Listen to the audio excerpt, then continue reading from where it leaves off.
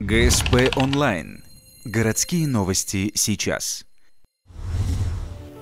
1 июня 2014 года вступил в полную силу антитабачный закон. Ранее уже было запрещено курить в общественных местах, теперь же изменения в большей степени касаются общепита и пропаганды вредной привычки.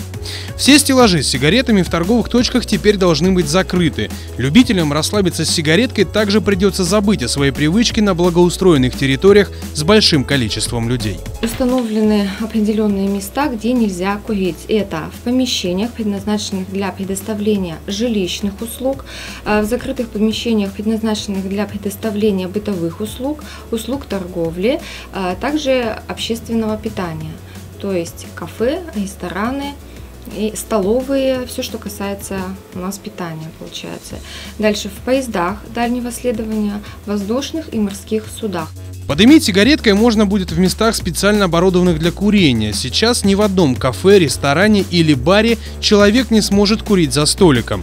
Залы для курящих отменят. Однако руководство заведения может оборудовать специальную комнату. Жители Ухты считают, что это только на пользу, независимо от того, курят ли сами. Я считаю, что курение запретить, конечно, нельзя. Это будет не в рамках закона получается, но его можно ограничить.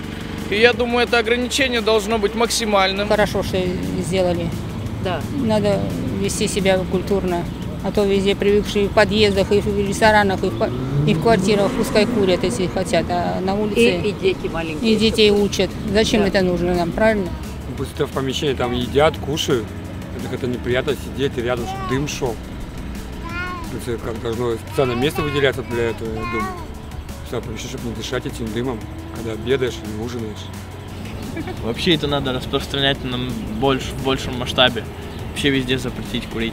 Наша семья не курит, и поэтому я с этим согласна, чтобы тоже прийти, можно было спокойно посидеть, отдохнуть и прийти домой, чтобы одежда не пахла куревом.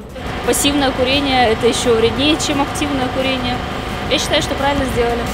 Для тех, кто не сможет подавить вредную привычку, предусмотрено наказание. Любителям подымить на детской площадке выкуренная сигаретка обойдется от 2 до 3 тысяч рублей.